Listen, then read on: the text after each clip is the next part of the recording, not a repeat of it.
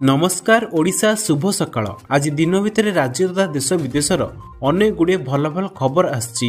आज संपूर्ण खबर गुड़ी को जानिबा पूर्वरु आपण मानकु कहि रखुछि, आपण जदि प्रत्येक दिन लेटेस्ट ओडिया खबर देखिबाकू चाहंती ताले डिस्टेंस कॉर्नर को सब्सक्राइब कर देबे, पाखर थिबा बेल आइकन को मध्य ऑन कर देबे, जा फळे प्रत्येक दिनर खबर गुड़ी को सर्वप्रथम आपण देखि पारि। प्रथम खबर, चाषी को धान बोनस टंका बांटिले मुख्यमंत्री। क्विंटाल पिछा 2300 टंका उपरे देले 800 टंकार इनपुट सहायता। तेजिला बोनस राजनीति। वर्ष वर्षर अपेक्षा पर पूरण होईछि चाषी दाबी।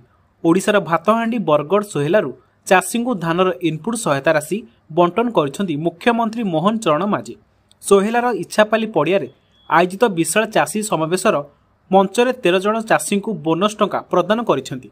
जेउमाने डिसेंबर 6 तारिख सुधा धान बिक्री करिसेंति सेमानकु बोनस टंका मिलिछि। एतिसह धान किणा बिकार 48 घंटा मध्य चाषी खाता को सीधा सड़क यह टंका जीव बोली घोषणा कर मुख्यमंत्री। चाषी को इनपुट सहायता देवा अवसर में पूर्व सरकार उपरे जोरदार बर्षिंट मोहन। कहते बीजेडी सरकार चाषी को प्रतिश्रुति दे रखि नथिले। क्विंटाल पिछा 100 टंका बोनस देवाक मिछ प्रतिश्रुति दे प्रतारणा करथिले। किंतु आम सरकार मिछुआ सरकार नुहे, जहाँ कहिछि ताहा रखिछि। सेहिपरि धान दलाल को राजस्व मंत्री सुरेश पुजारी कड़ा चेतावनी दे कहते मंडी रे दलाली कले जेल जिबे दलाल। परवर्ती खबर, मुख्यमंत्री बड़ घोषणा। डिसेंबर 31 मिलिबो माधव सिंह हाथ खर्च। उपकृत हेबे एसटी एससी छात्र छात्री। आसीछि एक बड़ खबर। आसंता 31 तारिख रे माधव सिंह हाथ खर्च प्रदान करा जिवो। राज्यर अनुसूचित जाति और अनुसूचित जनजाति छात्र छात्री को एही हाथ खर्च मिलिबो। मुख्यमंत्री मोहन चरण माझी राज्य स्तरीय भारतीय भाषा उत्सव रे एही घोषणा करिसेंति। बरगड़ जिला घेंस रे एही कार्यक्रम शुभारंभ करा जिवो। राज्य सरकार को एही योजना जरिया राज्यर लक्षाधिक एसटी एससी छात्र छात्री सुफल पाइबे। राज्यर एसटी एससी छात्र छात्री को शिक्षा क्षेत्र में आगु को नेबा लक्ष्य रे चलित वर्ष राज्य सरकार शहीद माधव सिंह हाथ खर्च योजना आरंभ करिवे बोली पूर्वरु संसदीय व्यापार मंत्री मुकेश महालिंग सूचना देइतिले। एही योजना रे नवम और एकादश श्रेणी छात्र छात्री को वार्षिक 5000 टंकार आर्थिक सहायता मिलिबो। एही योजना रे राज्य सरकार 156 कोटी टंका खर्च करिबे। परवर्ती खबर, 5000 टंका बढ़िबो दरमा। मुख्यमंत्री मोहन माझी को बड़ घोषणा। होमगार्ड को पई खुशी खबर। राज्य रे कार्यरत हजार हजार होमगार्ड को पई बड़ भेटी देइछंती मुख्यमंत्री मोहन माझी।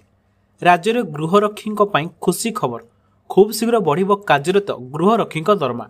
एने सूचना देइछंती मुख्यमंत्री मोहन चरण माझी। ईआरएसएस जान शुभारंभ कार्यक्रम रे बड़ घोषणा करिसेंती मुख्यमंत्री मोहन माझी। मोहन माझी कहते गृहरक्षी विभाग में 5000 पदवी पूरण सह बढ़िबो दरमा। खूब शीघ्र गृह विभाग में मध्य नियुक्ति नहीं प्रकाश पाइबो विज्ञप्ति। गृह विभाग में 10,000 पदवी पूरण हेबो। पुलिस बाहिनी को आहुरी सशक्त करा जिवो। सीएम मोहन माझी आहुरी मध्य कहते नियुक्ति प्रक्रिया त्वरान्वित करा जिवो। ईआरएसएस जान गोटे गोटे सुरक्षा रथ, न्यायर श्रृंखलार और भयमुक्त वातावरण प्रतीक। ईआरएसएस जान गड़िले असाधु लोकों मनरे छनका बसिबो। निर्भया कांड परी घटना एड़ाइबाकू यह सहायक हेबो। अपराध मुक्त अंचल गठन करने आमर लक्ष्य। भुवनेश्वर 22टी और कटक रे 8टी गाड़ी गड़िबो। गृह विभाग में खूब शीघ्र 10,000 पदवी पूरण हेबे। परवर्ती खबर, आसंता काली केंद्र कैबिनेट बैठक। गुरुत्वपूर्ण प्रस्ताव रे बाजिपारे मोहर। नवेम्बर 25 रु संसदर शीत अधिवेशन जारी रही। विभिन्न प्रसंग को नहीं गृह रे आलोचना जारी रही बेले विरोधी हट्टगोल मध्य देखिया मिली। बारंबार संसद अधिवेशन मुलतवी मध्य हेउची। एसबु भितर आउ एक बड़ खबर सामने को आसीची। आसंता काली राजधानी दिल्ली रे केंद्र कैबिनेट रो गुरुत्वपूर्ण बैठक अनुष्ठित हेबो। एनी जातीय गणमाध्यम सूचना मिली। केंद्र कैबिनेट रे विभिन्न प्रसंग नहीं आलोचना हेबा सह गुरुत्वपूर्ण प्रस्ताव रे मोहर बाजिपारे बोली सूचना रही। परवर्ती बड़ खबर, गरीब एवं मध्यवित्त परिवार को खुशी खबर देले रेल मंत्री। संसद रे कले बड़ घोषणा। सारा देश में कोटी कोटी लोक भारतीय रेल यात्रा रे यात्रा करती। अनेकों टिकट मिलुवा बेले कम सीट कारण किसी को टिकट मिल पारे नहीं। एहारी भितर केंद्र रेल मंत्री अश्विनी वैष्णव संसदर शीतकालीन अधिवेशन रे एक बड़ घोषणा करिसेंती। केंद्र मंत्री घोषणा कोटी कोटी रेल यात्री खुशी खबर ठारू कम नुहे। रेलमंत्री अश्विनी वैष्णव संसद रे कहते जे रेलवे पूरा फोकस गरीब एवं मध्यवित्त परिवार उपर रही। प्राय 12,000 जेनेराल कोच निर्माण करा जायछि। चलित आर्थिक वर्ष रे अतिरिक्त 9,000 जेनेराल कोच जोड़ा जायछि। से कहते जे छठ एवं दीपावली परी ପାର୍ବଣରେ ସ୍ୱତନ୍ତ୍ର ଭାବେ 7,900 ଟ୍ରେନ୍ ଚଳାଚଳ କରାଯାଇଛି, ଯେଉଁଥିରେ 1,80,00,000 ଯାତ୍ରୀ ବିନା କୌଣସି ଅସୁବିଧାରେ ଟ୍ରେନ୍ ଯାତ୍ରା କରିଛନ୍ତି। ପରବର୍ତ୍ତୀ ଖବର, ଶେଷରେ ସରକାର ଦୁଃଖ ଶୁଣିଲେ, ନୂଆ ବର୍ଷରୁ ନୂଆ ଦରମା, ଶିକ୍ଷକଙ୍କ ମାସିକ ବେତନରେ 13,000 ଟଙ୍କା ବୃଦ୍ଧି। ନୂଆ ବର୍ଷ 2025 ଆରମ୍ଭ ହେବ, ତା ପୂର୍ବରୁ ଶିକ୍ଷକ ପାଇଁ ଆସିଛି ଏକ ବଡ଼ ଖୁସି ଖବର। ଶିକ୍ଷକଙ୍କ ବେତନ ବୃଦ୍ଧିକୁ ନେଇ ସରକାରଙ୍କ ତରଫରୁ ନିଆଯାଇଛି ଏକ ବଡ଼ ନିଷ୍ପତ୍ତି। ଏହି ନିଷ୍ପତ୍ତି ଫଳରେ ଶିକ୍ଷକଙ୍କ ମାସିକ ବେତନରେ 12ରୁ 13,000 ଟଙ୍କା ବୃଦ୍ଧି ହେବ। ଏହି ଖବର ନିଶ୍ଚିତ ଭାବେ ଶିକ୍ଷକଙ୍କ ପାଇଁ ଏକ ବଡ଼ ଶୁଭ ସମ୍ବାଦ ଅଟେ। ଏହା ଫଳରେ ଆଗାମୀ ଦିନରେ ଶିକ୍ଷକମାନେ ପ୍ରତି ମାସରେ ନିଜ ଦରମାରେ ଅଧିକ 12ରୁ 13,000 ଟଙ୍କା ପାଇବେ। ଦରମା ବୃଦ୍ଧି ପାଇଁ ପୂର୍ବରୁ ଦାବି ହୋଇ ଆସୁଥିବା ବେଳେ ଶେଷରେ ସରକାର ଶିକ୍ଷକଙ୍କ ଦୁଃଖ ଶୁଣିଛନ୍ତି। ପରବର୍ତ୍ତୀ ଖବର, ମୁଖ୍ୟମନ୍ତ୍ରୀ ମୋହନ ମାଝୀ ବି ପାରିଲେନି। ସମୟର ବହୁ ପୂର୍ବରୁ ବନ୍ଦ କରିଦେଲେ ବିଧାନସଭା, 15 ଦିନ ବି ଚାଲିଲା ନାହିଁ। ଏହାକୁ ନେଇ ଏବେ ସମାଲୋଚନା କରୁଛନ୍ତି ବିରୋଧୀ।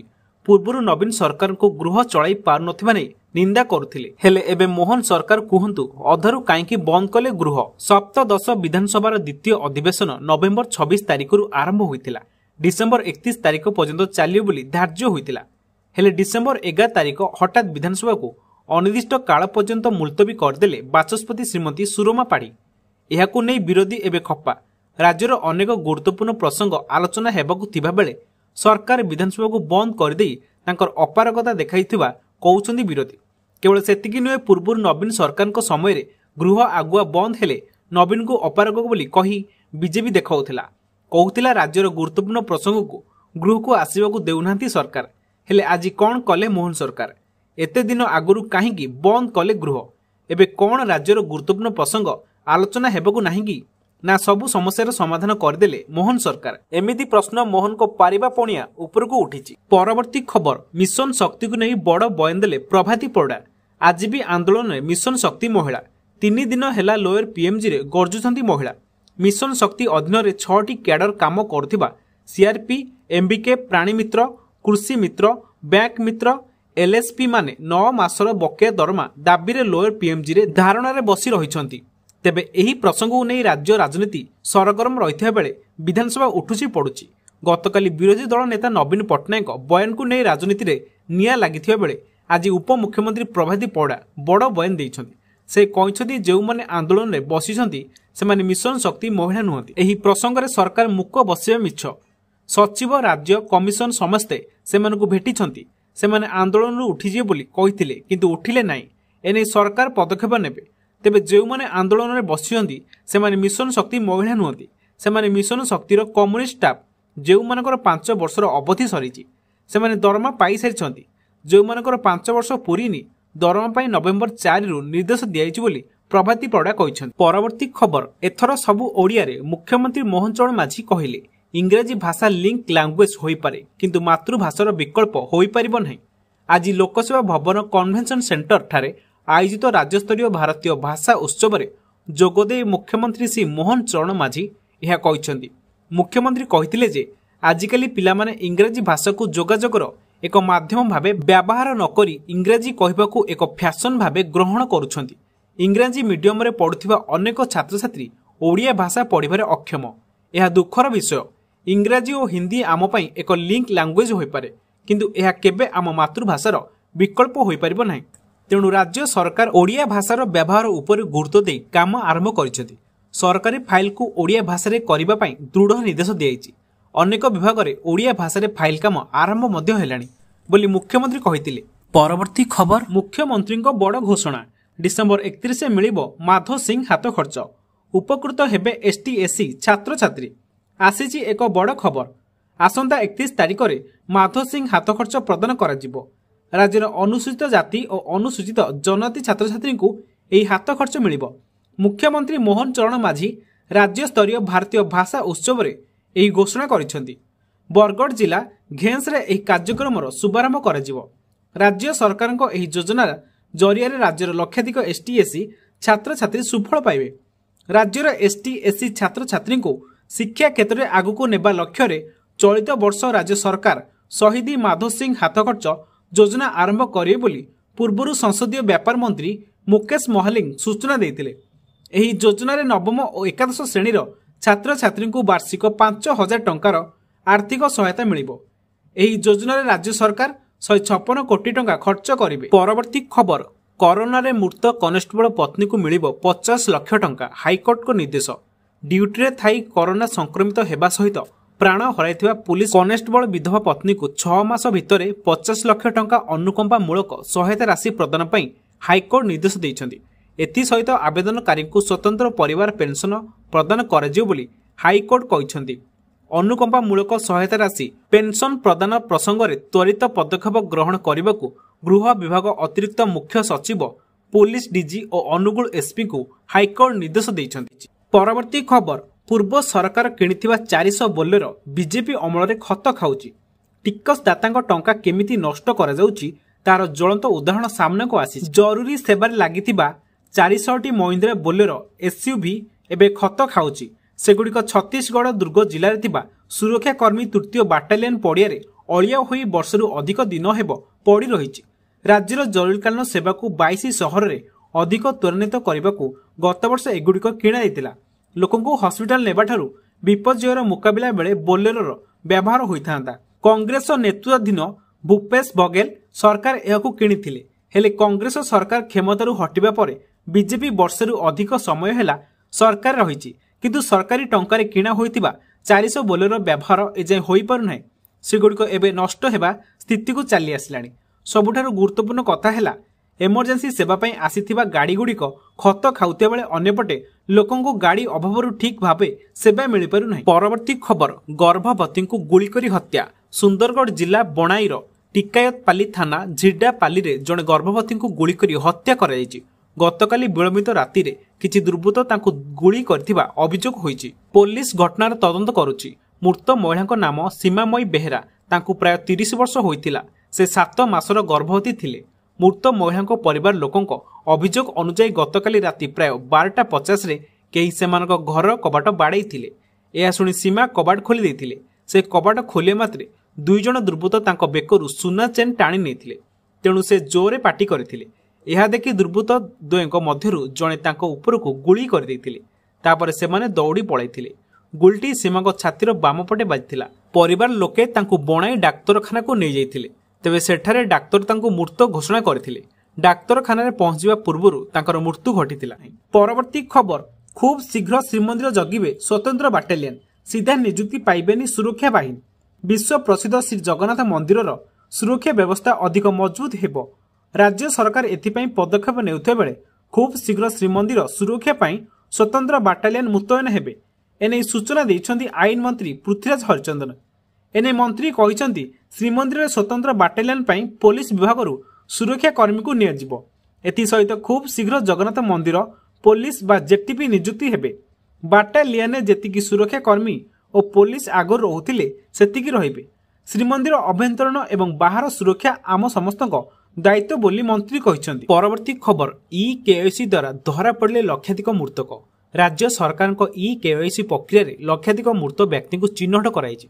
ପୂର୍ବରୁ ଏହି ବ୍ୟକ୍ତିମାନଙ୍କୁ ରାସନ କାର୍ଡ ଯୋଗେ ସରକାର ଖାଦ୍ୟ ସୁରକ୍ଷା ଆଇନ ଦ୍ୱାରା ଖାଦ୍ୟ ଶସ୍ୟ ପ୍ରଦାନ କରିଆସୁଥିଲେ।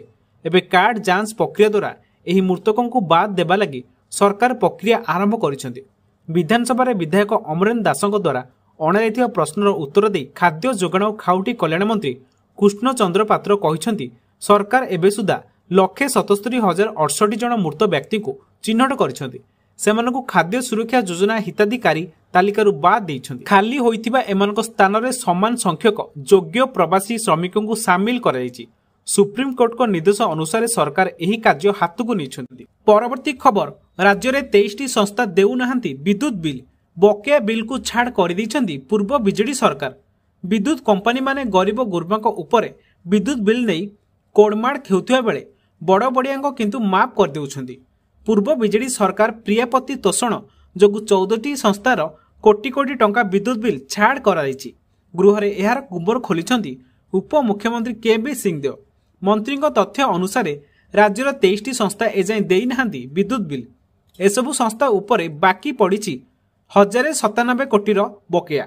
ବିଦ୍ୟୁତ ବିଲ୍ ଖାଲି ଏତିକି ନୁହେଁ, ପୂର୍ବ ବିଜେଡି ସରକାର 10 ବର୍ଷ ଭିତରେ 14ଟି ବଡ଼ ବଡ଼ ଶିଳ୍ପ ସଂସ୍ଥାର 4,097 କୋଟି ଟଙ୍କା ବକେୟା ବିଦ୍ୟୁତ ବିଲ୍ ମାଫ୍ କରିଦେଇଛନ୍ତି।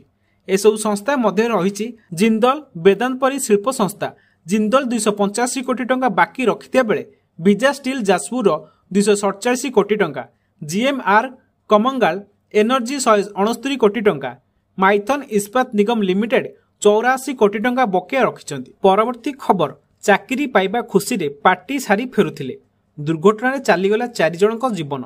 मृत्यु केतेबेले भी आसीपारे, केही कहि परिबेनी। मनीषर खुशी दुख ता पाखरे सबु समान, आउ समस्तଙ୍କ ठारू हठात सबु आशा को छड़ाई नेबो।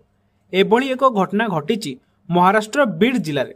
एक सड़क दुर्घटना रे डकाडकी होई आरपार को चली जाइथंती 4 जण सांग। सूचना मुताबक आजिम पसामिया नामक जड़े युवक एसआरपीएफ नियुक्ति पाइबा परे अन्य 5 जण सांगक सह पार्टी करबाकू जाइथिले। सोमवार दिन सेमाने मंजर शुंभ जाइथिले, हेले पार्टी सारी फेरिबा बेलकू संभाजी नगर तालुर निकटरे सेमानक कार एक ट्रक सह पिटी होइथिला।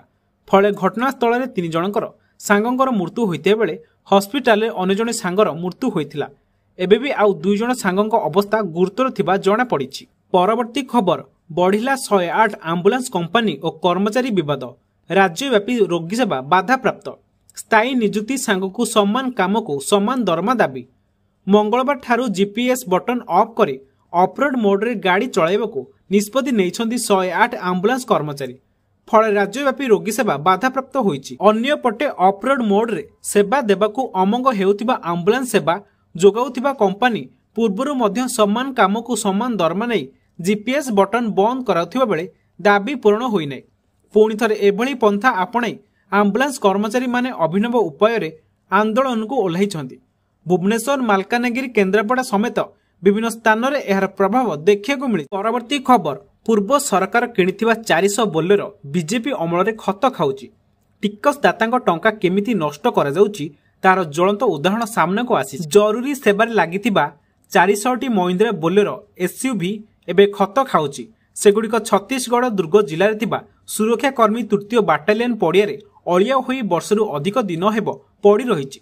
राज्यर जरूरीकालीन सेवा को 22 सहर में अधिक त्वरान्वित करने को गत वर्ष एगुड़िक किणा जाइतिला। लोकंकु हॉस्पिटल नेबाठारु विपर्ययर मुकाबिला बेले बोलेरोर व्यवहार होइथांता। कांग्रेस नेतृत्वाधीन भूपेश बघेल सरकार एहाकु किणिथिले, हेले कांग्रेस सरकार क्षमतारु हटिबा परे बीजेपी वर्षरु अधिक समय हेला सरकार रहिछि, किंतु सरकारी टंकारे किणा होइतिबा 400 बोलेरो व्यवहार एजाय होई पारु नाही। सेगुड़िक एबे नष्ट हेबा स्थिति को चली आसलाणी। सबुठारु गुरुत्वपूर्ण कथा हेला एमरजेंसी सेवा पई आसीथिबा गाड़ी गुड़िक खत खाउतिया बेले अन्यपटे लोकंकु गाड़ी अभावरु ठीक भाबे सेवा मिली पारु नाही। परवर्ती खबर, खूब शीघ्र श्रीमंदिर जगिबे स्वतंत्र बाटालियन, सीधा नियुक्ति पाइबेनी सुरक्षा बाहिनी। विश्व प्रसिद्ध श्री जगन्नाथ मंदिरर सुरक्षा व्यवस्था अधिक मजबूत हेबो। राज्य सरकार एथिपाई पदक्षेप नेउथिबा बेले खूब शीघ्र श्रीमंदिर सुरक्षा पाई स्वतंत्र बाटालियन मुतयन हेबे। एने सूचना दैछंती आईन मंत्री पृथ्वीराज हरिचंदन। एने मंत्री कहिसंती श्रीमंदिर स्वतंत्र बाटालियन पाई पुलिस विभागरु सुरक्षा कर्मी को नियाजिबो। एथि सहित खूब शीघ्र जगन्नाथ मंदिर पुलिस बा जेटीपी नियुक्ति हेबे। बाटालियन जेतिकी सुरक्षा कर्मी और पुलिस आगर रहुथिले सेतिकी रहिबे। श्रीमंदिर अभ्यंतरण एवं बाहर सुरक्षा आम समस्तक दायित्व बोली मंत्री कहिसंती। परवर्ती खबर, राज्य में 23टी संस्था देउ नाहंती विद्युत बिल। बकेया बिल को छाड़ कर दैछंती पूर्व बीजेडी सरकार। विद्युत कंपनी माने गरीब गुरुबांक उपरे विद्युत बिल नहीं कोड़माड़ खेउथिबा बेले बड़ बड़ियांक किंतु माफ कर देउछंती। पूर्व बीजेडी सरकार प्रियापति तोषण जोगु 14टी संस्थार कोटी कोटी टंका विद्युत बिल छाड़ कराइछि। गृहरे एहार कुंबर खोलिछंती उप मुख्यमंत्री केबी सिंहदेव। मंत्रीଙ୍କ तथ्य अनुसार राज्यर 23टी संस्था एजाय देई नाहंती विद्युत बिल। एसबु संस्था उपरे बाकी पड़िछि 1097 कोटीर बकेया। विद्युत बिल खाली एतिकी नुहे, पूर्व बीजेडी सरकार 10 वर्ष भितर 14टी बड़ बड़ शिल्प संस्थार 4097 कोटी टंका बकेया विद्युत बिल माफ कर दैछंती। एसबु संस्था मध्य रहिछि जिंदल, वेदांत परी शिल्प संस्था। जिंदल 285 कोटी टंका बाकी रखिथिया बेले विजा स्टील जाजपुर 247 कोटी टंका, जीएमआर कमंगाल एनर्जी 169 कोटी टंका, माइथन इस्पात निगम लिमिटेड 84 कोटी टंका बकेया रखिछंती। परवर्ती खबर, चाकरी पाइबा खुशी रे पार्टी सारी फेरुथिले, दुर्घटना रे चलीगला 4 जनक जीवन। मृत्यु केतेबेले भी आसीपारे, केही कहि परिबेनी। मनीषर खुशी दुख ता पाखरे सबु समान, आउ समस्तଙ୍କ ठारू हठात सबु आशा को छड़ाई नेबो। एभली एक घटना घटिची महाराष्ट्र बीड जिले में। ଏକ ସଡ଼କ ଦୁର୍ଘଟଣାରେ ଡକାଡକି ହୋଇ ଆରପାରକୁ ଚାଲି ଯାଇଥାନ୍ତି 4 ଜଣ ସାଙ୍ଗ। ସୂଚନା ମୁତାବକ আজিম ପସାମିଆ ନାମକ ଜଣେ ଯୁବକ SRPF ନିଯୁକ୍ତି ପାଇବା ପରେ ଅନ୍ୟ 5 ଜଣ ସାଙ୍ଗଙ୍କ ସହ ପାର୍ଟି କରିବାକୁ ଯାଇଥିଲେ। ସୋମବାର ଦିନ ସେମାନେ ମଞ୍ଜନ ଶୁମ୍ଭ ଯାଇଥିଲେ, ହେଲେ ପାର୍ଟି ସାରି ଫେରିବା ବେଳକୁ ସମ୍ଭାଜୀନଗର ତାଲୁର ନିକଟରେ ସେମାନଙ୍କ କାର ଏକ ଟ୍ରକ୍ ସହ ପିଟି ହୋଇଯାଇଥିଲା। ଫଳରେ ଘଟଣାସ୍ଥଳରେ 3 ଜଣଙ୍କର ସାଙ୍ଗଙ୍କର ମୃତ୍ୟୁ ହୋଇଥିବା ବେଳେ ହସ୍ପିଟାଲରେ ଅନ୍ୟ ଜଣେ ସାଙ୍ଗର ମୃତ୍ୟୁ ହୋଇଥିଲା। ଏବେ ବି ଆଉ 2 ଜଣ ସାଙ୍ଗଙ୍କ ଅବସ୍ଥା ଗୁରୁତର ଥିବା ଜଣାପଡ଼ିଛି। ପରବର୍ତ୍ତୀ ଖବର, ବଢ଼ିଲା 108 ଆମ୍ବୁଲାନ୍ସ କମ୍ପାନୀ ଓ କର୍ମଚାରୀ ବିବାଦ। ରାଜ୍ୟବ୍ୟାପୀ ରୋଗୀ ସେବା ବାଧାପ୍ରାପ୍ତ। ସ୍ଥାୟୀ ନିଯୁକ୍ତି ସାଙ୍ଗକୁ ସମାନ କାମକୁ ସମାନ ଦରମା ଦାବି। ମଙ୍ଗଳବାର ଠାରୁ GPS ବଟନ ଅଫ୍ କରି ଅଫରୋଡ ମୋଡରେ ଗାଡ଼ି ଚଳାଇବାକୁ ନିଷ୍ପତ୍ତି ନେଇଛନ୍ତି 108 ଆମ୍ବୁଲାନ୍ସ କର୍ମଚାରୀ। ଫଳରେ ରାଜ୍ୟବ୍ୟାପୀ ରୋଗୀ ସେବା ବାଧାପ୍ରାପ୍ତ ହୋଇଛି। ଅନ୍ୟପଟେ ଅଫରୋଡ ମୋଡରେ ସେବା ଦେବାକୁ ଅମଙ୍ଗ ହେଉଥିବା ଆମ୍ବୁଲାନ୍ସ ସେବା ଯୋଗାଉଥିବା କମ୍ପାନୀ ପୂର୍ବରୁ ମଧ୍ୟ ସମାନ କାମକୁ ସମାନ ଦରମା ନେଇ GPS ବଟନ ବନ୍ଦ କରାଉଥିବା ବେଳେ ଦାବି ପୂରଣ ହୋଇନାହିଁ। ପୁଣି ଥରେ ଏଭଳି ପନ୍ଥା ଆପଣାଇ ଆମ୍ବୁଲାନ୍ସ କର୍ମଚାରୀମାନେ ଅଭିନବ ଉପାୟରେ ଆନ୍ଦୋଳନକୁ ଓହ୍ଲାଇଛନ୍ତି। ଭୁବନେଶ୍ୱର, ମାଲକାନଗିରି, କେନ୍ଦ୍ରାପଡ଼ା ସମେତ ବିଭିନ୍ନ ସ୍ଥାନରେ ଏହାର ପ୍ରଭାବ ଦେଖିବାକୁ ମିଳିଛି। ପରବର୍ତ୍ତୀ ଖବର, ଜାନୁଆରୀ 9ରେ ପ୍ରବାସୀ ଭାରତୀୟ ସମ୍ମିଳନୀରୁ ଆରମ୍ଭ ହେବ ଡବଲ ଡେକର ବସ୍ ସେବା। ଟେଣ୍ଡର ଆହ୍ୱାନ କଲା କ୍ରୁଟ୍। ଦିଲ୍ଲୀ, ମୁମ୍ବାଇ ମେଟ୍ରୋ ସହର ଭଳି ଓଡ଼ିଶାରେ ଗଡ଼ିବ 2 ଥାକିଆ ଡବଲ ଡେକର ବସ୍। ଏଥିପାଇଁ କ୍ୟାପିଟାଲ ରିଜିଅନ ଅର୍ବାନ ଟ୍ରାନ୍ସପୋର୍ଟ ପକ୍ଷରୁ ଟେଣ୍ଡର ଆହ୍ୱାନ କରାଯାଇଛି। ପ୍ରାଥମିକ ପର୍ଯ୍ୟାୟରେ ଏହି ବସ୍ ଖୋର୍ଦ୍ଧା, ପୁରୀ ଓ କଟକ ଜିଲ୍ଲାରେ ଚଳାଚଳ କରିବ। ପରବର୍ତ୍ତୀ ପର୍ଯ୍ୟାୟରେ ଓଡ଼ିଶାର ଅନ୍ୟ ଜିଲ୍ଲାରେ ଗଡ଼ିବା ନେଇ ଯୋଜନା ରହିଛି। ସହରରେ ବଢ଼ୁଥିବା ପ୍ରଦୂଷଣକୁ ଦୃଷ୍ଟି ରଖି ଏହି ବସ୍ ଗୁଡ଼ିକ ସମ୍ପୂର୍ଣ୍ଣ ବିଦ୍ୟୁତ ଚାଳିତ ଇ ବସ୍ ହୋଇଥିବା ଜଣାପଡ଼ିଛି। ସୂଚନା ଅନୁସାରେ ପ୍ରାଥମିକ ପର୍ଯ୍ୟାୟରେ 5ଟି ଡବଲ ଡେକର ବସ୍ ଚଳାଇବା ପାଇଁ ଯୋଜନା ରହିଛି। ଏଥିପାଇଁ 10 ବର୍ଷିଆ ଚୁକ୍ତି ହେବ। ଯୋଗାଣ, ପରିଚାଳନା, ରକ୍ଷଣାବେକ୍ଷଣ ଓ କର୍ମଚାରୀ ସମ୍ପୃକ୍ତ ସଂସ୍ଥା ଯୋଗାଇବ। ଆବଶ୍ୟକ ପଡ଼ିଲେ ଆହୁରି 2 ବର୍ଷ ଚୁକ୍ତିର ସମୟସୀମା ବୃଦ୍ଧି କରାଯିବ। ରାଜ୍ୟରେ ପର୍ଯ୍ୟଟନ ଦ୍ରୁତ ବିକାଶକୁ ଦୃଷ୍ଟିରେ ରଖି ଏହି ବସ୍ ଚଳାଚଳ କରାଉଥିବା ଟେଣ୍ଡରରେ ଉଲ୍ଲେଖ ରହିଛି। ପରବର୍ତ୍ତୀ ଖବର, ପୁରୀ ଗ୍ରୀନ ଫିଲ୍ଡ ଏୟାରପୋର୍ଟ ପାଇଁ ପୁଣି ଅଣ୍ଟା ଭିଡ଼ିଲେ ସରକାର। ଖୁବ୍ ଶୀଘ୍ର ଡକାଯିବ ଗ୍ଲୋବାଲ ଟେଣ୍ଡର। 2024 ଜାନୁଆରୀ ଇଡ୍କୋ ପକ୍ଷରୁ ଗ୍ଲୋବାଲ ଟେଣ୍ଡର କରାଇଥିଲା, କିନ୍ତୁ କେହି ଏଥିରେ ଆଗ୍ରହ ପ୍ରକାଶ କରିନଥିଲେ, ଯେଉଁଥିପାଇଁ ଆଗେଇ ପାରିନଥିଲା ପ୍ରକଳ୍ପ। ଏବେ Adani, Fairfax India Holdings Corporation ଓ GSR ଗ୍ରୁପ ଆଗ୍ରହ ଦେଖାଇଛନ୍ତି। ତେଣୁ ଆଶା କରାଯାଉଛି ଖୁବ୍ ଶୀଘ୍ର ସାନି ଟେଣ୍ଡର ଡକାଯିବ। ଶ୍ରୀ ଜଗନ୍ନାଥ ଅନ୍ତର୍ଜାତୀୟ ବିମାନ ବନ୍ଦର ପାଇଁ ଆବଶ୍ୟକ 1164 ଏକର ଜମି ମଧ୍ୟରୁ 68 ଏକର ଜଙ୍ଗଲ ଜମି ଓ 221 ଏକର ଘରୋଇ ଜମି ରହିଛି। ଘରୋଇ ଜମି ଅଧିଗ୍ରହଣ ସରକାରଙ୍କ ପାଇଁ ଚ୍ୟାଲେଞ୍ଜ ହୋଇଛି, ଯେଉଁଥିପାଇଁ କି ଜିଲ୍ଲାପାଳଙ୍କ ଅଧ୍ୟକ୍ଷତାରେ ଏକ 12 ଜଣିଆ ଟିମ୍ ଗଠନ କରାଯାଇଛି। ପରବର୍ତ୍ତୀ ଖବର, ମସଜିଦ ନିର୍ମାଣକୁ କେନ୍ଦ୍ର କରି ମାରପିଟ, ଉଭୟ ପକ୍ଷରୁ ମାମଲା ରୁଜୁ। ବରଗଡ଼ ଜିଲ୍ଲା ସୋହେଲାରେ ନିର୍ମାଣାଧୀନ ମସଜିଦରେ କାମ କରିବାକୁ କେନ୍ଦ୍ର କରି 2 ମୁସଲିମ ଗୋଷ୍ଠୀ ମଧ୍ୟରେ ମାରପିଟ ହୋଇଛି। ଏଥିରେ ଉଭୟ ପକ୍ଷର ଲୋକ ଆହତ ହୋଇଛନ୍ତି। ଉତ୍ତେଜନା ପ୍ରକାଶ ପାଉଥିବାରୁ ବରିଷ୍ଠ ପୁଲିସ ଅଧିକାରୀଙ୍କ ସହ 3 ପ୍ଲାଟୁନ ପୋଲିସ ଫୋର୍ସ ପହଞ୍ଚି ସ୍ଥିତି ନିୟନ୍ତ୍ରଣ କରିଥିଲେ। ପୁଲିସ ପକ୍ଷରୁ ଫ୍ଲାଗ ମାର୍ଚ୍ଚ କରାଯିବା ସହ ମସଜିଦ ତଥା ପଡ଼ାରେ ପୁଲିସ ଫୋର୍ସ ମୁତୟନ କରାଯାଇଛି। ପରବର୍ତ୍ତୀ ଖବର, ରାଜ୍ୟରେ 58 ଶୀତଳ ଭଣ୍ଡାର ହେବ, ଆଗକୁ ହେବନି ଆଳୁର ଅଭାବ। ରାଜ୍ୟରେ ଫେଲ୍ ମାରିଛି ପୂର୍ବ ସରକାରଙ୍କ ଆଳୁ ମିଶନ। ଏହାର ପରିମାଣ ସ୍ୱରୂପ ଓଡ଼ିଶାକୁ ଆଳୁ ଦେବାକୁ ଖେଳୁଛନ୍ତି ବେଙ୍ଗଲ ସରକାର। ବିଧାନସଭାରେ ଏଭଳି ଉତ୍ତର ରଖିଛନ୍ତି ଉପମୁଖ୍ୟମନ୍ତ୍ରୀ କନକ ବର୍ଦ୍ଧନ ସିଂଦେଓ। ଗୃହରେ ଉଭୟ ବିଧାୟକ ଅଶ୍ୱିନୀ ପାତ୍ର ଓ ଗଣେଶ୍ୱର ବେହେରାଙ୍କ ଉତ୍ତର ଦେବାକୁ ଯାଇ କନକ ବର୍ଦ୍ଧନ ସିଂଦେଓ କହିଛନ୍ତି, ପ୍ରକୃତରେ ବିଦ୍ୟୁତ ଶକ୍ତି ଅଭାବ ଯୋଗୁଁ ରାଜ୍ୟରେ ଥିବା ଅଧିକାଂଶ ଶୀତଳ ଭଣ୍ଡାର ବନ୍ଦ ହୋଇଯାଇଥିଲା। ପୂର୍ବ ବିଜେଡି ସରକାର ଶୀତଳ ଭଣ୍ଡାର ଗୁଡ଼ିକର ପରିଚାଳନା ଦାୟିତ୍ୱ ଅର୍ଥତତ୍ତ୍ୱ ଚିଟଫଣ୍ଡ ଗ୍ରୁପର ହାତରେ ଦେଇଥିଲେ। ସେମାନେ ଏସବୁକୁ ବନ୍ଧକ ରଖିଥିବାରୁ ଏସବୁ ବନ୍ଦ ହୋଇଗଲା। ତେବେ ଆଳୁର ଅଭାବକୁ ଭରଣ କରିବାକୁ ରାଜ୍ୟରେ ବିକଳ୍ପ ଚାଷୀ ବିବିଧୀକରଣ କରିବାକୁ ବିଚାର କରାଯିବ। ରାଜ୍ୟରେ ଆଳୁ ଚାଷ ଉତ୍ପାଦନ ବୃଦ୍ଧି କରାଯିବା ଉପରେ ଗୁରୁତ୍ୱ ଦିଆଯିବ ଏବଂ ପ୍ରତିବର୍ଷ ଯେଉଁ ଆଳୁ ଉତ୍ପାଦନ ହେବ ତାହାକୁ ମଜୁଦ ରଖିବାକୁ ରାଜ୍ୟରେ 58ଟି ଶୀତଳ ଭଣ୍ଡାର ଖୋଲିବାକୁ ମଧ୍ୟ ଯୋଜନା କରାଯାଉଛି, ଯାହା ଉଭୟ ବିଦ୍ୟୁତ ଓ ସୌର ଶକ୍ତିରେ ଚାଲିବ ବୋଲି କହିଛନ୍ତି ମନ୍ତ୍ରୀ। ପରବର୍ତ୍ତୀ ଖବର, କର୍ଣ୍ଣାଟକ ପୂର୍ବତନ ମୁଖ୍ୟମନ୍ତ୍ରୀ S.M. କ୍ରିଷ୍ଣାଙ୍କର 92 ବର୍ଷ ବୟସରେ ଦେହାନ୍ତ ହୋଇଛି। ଆଜି ସାରା ରାଜ୍ୟରେ ସରକାରୀ ଛୁଟି ଘୋଷଣା କରାଯାଇଅଛି। ସରକାରୀ କାର୍ଯ୍ୟାଳୟ, ସମସ୍ତ ବିଦ୍ୟାଳୟ ଓ କଲେଜକୁ ଛୁଟି ଦିଆଯାଇଅଛି। MS କୃଷ୍ଣଙ୍କୁ ସମବେଦନା ଜଣାଇବା ପାଇଁ ଏକ ସରକାରୀ ଛୁଟି ଘୋଷଣା କରାଯାଇଛି। ଏହାସହ ରାଜ୍ୟରେ 3 ଦିନ ଶୋକ ହେବ। ଆଜିଠାରୁ ଗୁରୁବାର ପର୍ଯ୍ୟନ୍ତ ରାଜ୍ୟରେ ଶୋକ ପାଳନ ହେବ। ଜଣେ ଦକ୍ଷ ରାଜନେତା କର୍ଣ୍ଣାଟକର ପୂର୍ବତନ CM S. କୃଷ୍ଣ ଆଜି ଶେଷ ନିଶ୍ୱାସ ତ୍ୟାଗ କରିଛନ୍ତି। बयस संबंधी रोगरे पीड़ित होई से सदाशिव नगर में बासभवन मृत्युवरण करथिले। से 1999 रु 1993 पर्यंत कर्णाटक विधानसभा बाचस्पति भाव में कार्य करथिले। 1996 राज्यसभा नियुक्ति एमएस कृष्ण 1999 कर्णाटक मुख्यमंत्री भाव में शपथ ग्रहण करथिले। 1999 मसीह से कर्णाटक प्रदेश कांग्रेस कमिटीर सभापति थिले। परवर्ती खबर मिशन शक्ति महिला धारणा बड़ बयान देले उपमुख्यमंत्री। बदलिची सरकार सरुनी आंदोलन राज्य में शासनभार संभाळुची बीजेपी सरकार। नुआ सरकार लोकमानक नुआ आशा होइथिया बेले विभिन्न अभियोग पुणी मुंड टेकिलाणी। किछि दिनर विरति पर पुणी आरंभ होइछि आंदोलन। 9 मास हेला दरमा पाइ नथिबा अभियोग राजरास्ता हजार हजार महिला विक्षोभ प्रसंग गृह में हंगामा सृष्टि करिछि, जहाकु नै प्रभाती परिडा बड़ बयान रखिछन्ति। उपमुख्यमंत्री कहिछन्ति गतकाली विधानसभा एने चर्चा होइछि। महिला को केही विभ्रांत करंतु नाही, काहा कथारे पड़ी रास्तार गड़िबा आवश्यकता नाही। महिला स्वार्थरे जहा उचित ताहा पदक्षेप नियाजियो बोली उपमुख्यमंत्री कहिछन्ति। अन्यपटे 9 मास हेला दरमा पाइ नथिबा अभियोग रे राजरास्तार हजार हजार महिला विक्षोभ प्रसंग गृह में हंगामा सृष्टि करिछि। एमबीके बैंक मित्र, कृषि मित्र और प्राणी मित्र महिला आज विधानसभा आरंभ हट्टगोल देखा मिलता। हट्टगोल कारण दिन 11:30 पर्यंत गृह मुलतवी रखा जाइछि। परवर्ती खबर वीआईपी सुरक्षा नहीं विधानसभा मुख्यमंत्री लिखित उत्तर। राज्यपाल और मुख्यमंत्री को Z+, विरोधी दल नेता नवीन को Y+, कौन से ऑफिसर को मिलनी Z+ Y+ सुरक्षा। मुख्यमंत्री मोहन माझी को Z+ सुरक्षा, विरोधी दल नेता नवीन पट्टनायक को मिली Y+ सुरक्षा। एने विधानसभा सूचना देइछन्ति मुख्यमंत्री। कांग्रेस विधायक पवित्र साउंता प्रश्नर उत्तर मुख्यमंत्री मोहन माझी कहिछन्ति राज्यपाल रघुवर दास को मध्य Z+ सुरक्षा प्रदान करा जायछि। मुख्यमंत्री पद छाड़िबा परे गत किछि दिन तले नवीन ठारू Z+ सुरक्षा हटाई नेतिला। एही 3 जनक व्यतीत कौनसी ऑफिसर को Z+ और Y+ सुरक्षा प्रदान कराई नथिबा कहिछन्ति मुख्यमंत्री।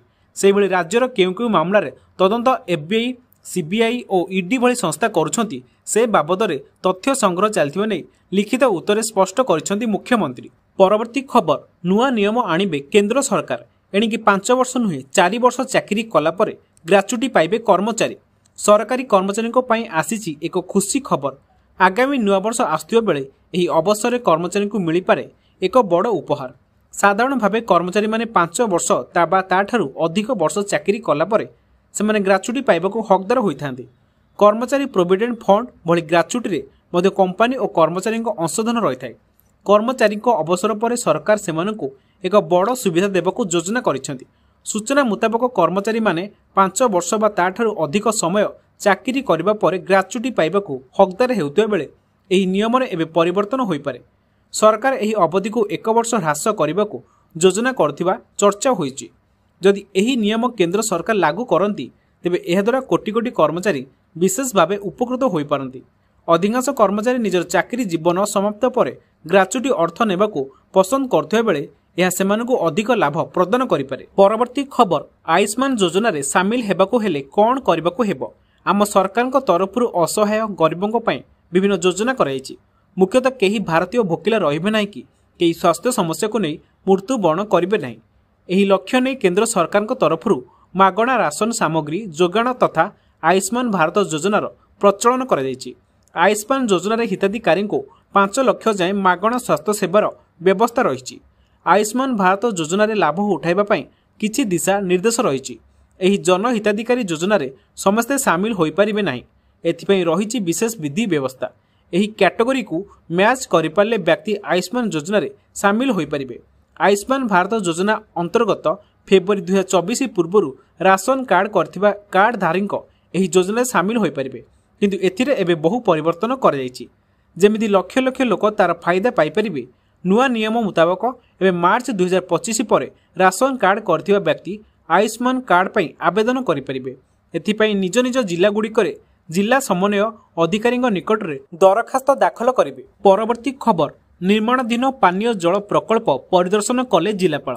जिला ग्राम्य पानीय जल जोगाण और परिमल विभाग सुवर्णपुर द्वारा मेगा पानीय जल जोगाण प्रकल्प योजना अधीन में उलुंडा गंडा बाहला ठारे निर्माणाधीन ओभरहेड पानीय जल जोगाण प्रकल्प कार्यर अग्रगति परिदर्शन सह कार्य अग्रगतिर सरजमीन समीक्षा करिछन। जिलापाल श्रीमती दास प्रकल्प परिदर्शन करी प्रकल्प कार्य को त्वरान्वित करने सहित शीघ्र शेष कर जनसाधारण को यार सुफल पहुंचाइबाकू विभागीय अधिकारी तागिद करिसेंति। 4,90,000 लिटर क्षमता विशिष्ट यह निर्माणाधीन ओभरहेड पानीय प्रकल्प कार्यक्षम हेले उलुंडा ग्राम पंचायतर 1976 जनक दैनन्दिन पानीय जल घर को घर जोगाण हो पार। जिलापाल परिदर्शन समय जिला मुख्य उन्नयन अधिकारी जिला परिषद अश्विनी मेहर, बीडीओ उलुंडा करिश्मा बेसरा, जिला ग्राम पानीय जल जोगाण और परिमल विभाग अधीक्षण जंत्री engineer Tapan Kumar Pradhan, project manager MER L Vinod Nayak, जिला सूचना और लोक संपर्क अधिकारी अश्विनी कुमार भोई तथा विभागीय अधिकारी प्रमुख उपस्थित थिले। परवर्ती खबर, विजिलेंस जाल किराणी मिलला 15 लाख टंका। सब प्लट दलिल प्रस्तुत करने लांच नेउथिबा बेले विजिलेंस पंछारे पड़िछंती खंडगिरी सब रेजिस्ट्रार कार्यालय महिला किराणी देवजानी कर 20,000 टंका लांच नेउथिबा बेले विजिलेंस टीम तांकू रेड हैंडेड धरिछि। सेबेले चढ़ऊ समय सब रेजिस्ट्रार कार्यालय 15 लाख ऊर्ध्व टंका जबत करा जाई अछि। एते परिमाण टंका कार्यालय कौन पाई मौजूद थिला तार हिसाब निकास पाई विजिलेंस टीम कटक आईजीआर कार्यालय को चिट्ठी करिछि। सेबेले देवजानी को आय बहिर्भूत संपत्ति आकलन करने को विजिलेंस टीम विभिन्न जगार चढ़ऊ चलाई। देवजानी को पुणे भुवनेश्वर स्थित घरे मध्य विजिलेंस टीम चढ़ऊ करिछि। परवर्ती खबर, उठिबे उठा दोकानी खोर्धारे आज बुलिबो बुलडोजर, चलिबो बुलडोजर, उच्छेद हेब जबरदखल। खोर्धा बजार विभिन्न स्थान में 163 धारा जारी।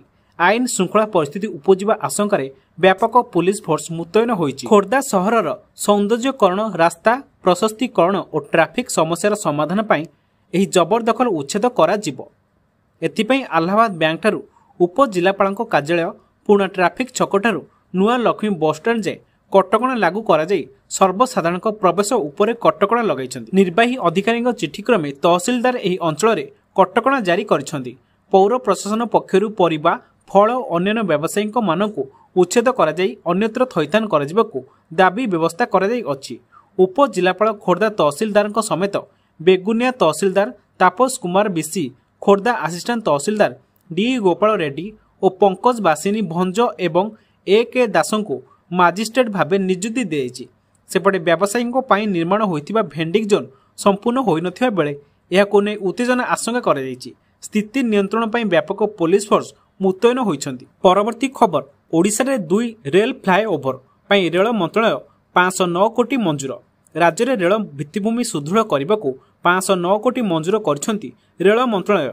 कटक और रायगड़ा रे फ्लाईओवर पाई मंत्रालय पक्षर यही अर्थ मंजूर कर जायछि। राज आठगड़, राधा किशोरपुर और माछपुर मध्य हेब फ्लाईओवर एवं रायगड़ार सिंगापुर रोड स्टेशन रे हेब फ्लाईओवर। रेलबाई यार व्यापक शक्ति मिनेराल एंड सीमेंट कॉरिडोर योजनार एक अंश भाव में 2टी फ्लाईओवर निर्माण पाई एही मंजूर करिछि, जहाँ रेल चलाचल उन्नति तथा प्रमुख रेल लाइन गुड़िकर यातायात असुविधा दूर करने को लक्ष्य रखिछि। परवर्ती खबर, कोहल हेब कैदी सजा।